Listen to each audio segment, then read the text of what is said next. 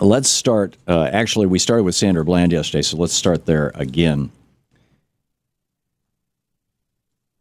This is really interesting. Two pieces to this. One, remember she told the police officer when he threw her to the ground and slammed her face into the dirt, and she complained about that, and he put handcuffs on her, which apparently actually cut her. She had lacerations on both her wrists. Old trick that cops do if they don't like you. Put the handcuffs on too tight, and they literally cut your skin, break your skin, you bleed. But the tests, yesterday, I think it was yesterday, it might have been the day before, they said, Sandra Bland had pot in her system, which is, victim shaming, right? But now it's getting interesting. Because it turns out that the level of pot that she had in her system at autopsy 3 days after she was arrested was really high.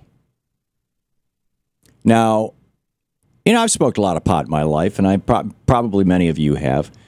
She did not look, in her interaction with the police officer on that, I've got to memorize this guy's name. I don't have it in front of me. Officer, what's his name? The trooper or whatever he is. I guess he was a deputy sheriff. In her interaction with that white terrorist cop, for lack of a better phrase, who terrorized her, right? Just because he has a small penis or something, or because he's I was going to say because he's a cop, but there are a lot of decent cops out there. But in her interaction with him, she was not behaving like she was stoned. She was behaving like a perfectly reasonable person. And one of the questions that they asked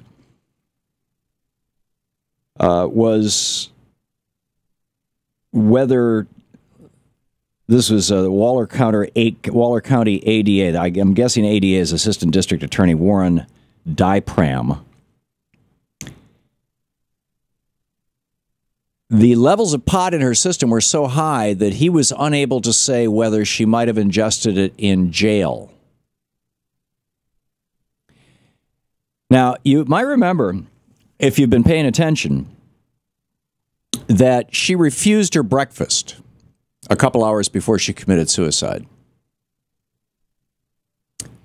Step into the Wayback Machine and go back about 6 months or a year to when Marie Dowd went to Denver after Colorado had legalized pot, and she bought a candy bar, a pot-infused candy bar that had 10 or 12 doses of pot in it, not knowing that every little square was a dose, and she ate the whole candy bar, and she spent the whole night curled up in a ball on her bed, hallucinating, freaking out, filled with fear. And this is, a powerful, famous, grown-up, white person, reporter for the New York Times in a five-star hotel, freaking out. Can you imagine if you were a powerless African-American woman in a jail cell who had been beaten up and had your face smashed into the ground by a racist, insane white terrorist cop, and somebody put a whole pile of pot in or just THC, which, if you do it right, doesn't have much taste, into your food the night before? I mean, am I like, my first thought is this is like wild. This is like paranoid. In this same jail about 6 months earlier, somebody else had hung themselves and committed suicide. This jail had been cited. The jail where Bland died, this is from Victoria Jones's Talk Radio News Daily News Summary. The jail where Bland died was cited 3 days after her death by the Texas Commission on Jail Standards for failing to meet the minimum requirement of complete visual face-to-face observations of inmates every 60 minutes. Inspectors cited the jail for the same violation in 2012, 3 years ago, after another inmate hanged himself in his cell with a bed sheet. Excuse me, it was 3 years earlier, not 3 months earlier. But the ADA said it was unclear whether Bland ingested marijuana before or after she was jailed. She was alone in the cell. How do you ingest drugs after you're jailed if you're all alone in the cell? raises a very, very interesting question. She also indicated that she was epileptic and that she was taking a drug called Keppra.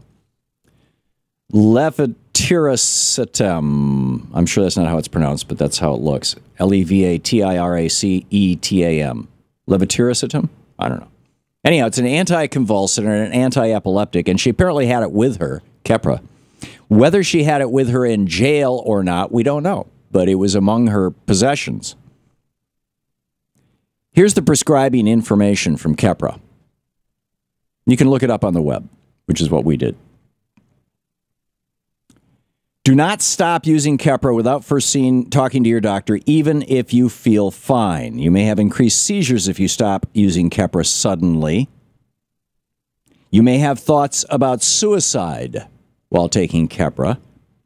Your doctor will need to check you at regular visits. Do not miss any scheduled appointments. That's in the paragraph about suicide.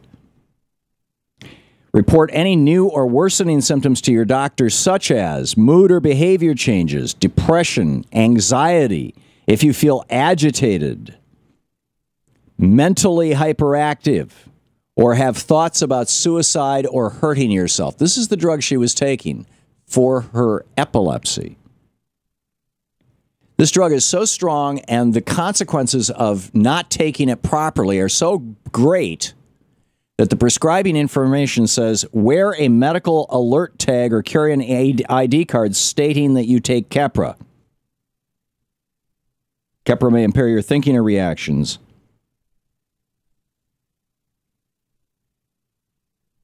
So if she had a very, very high dose of pot in her system, and, this just raises more questions than it answers.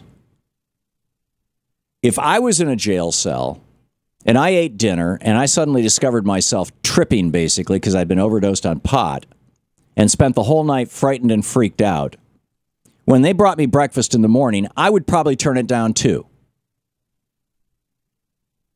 So, I just tossed that out as a question.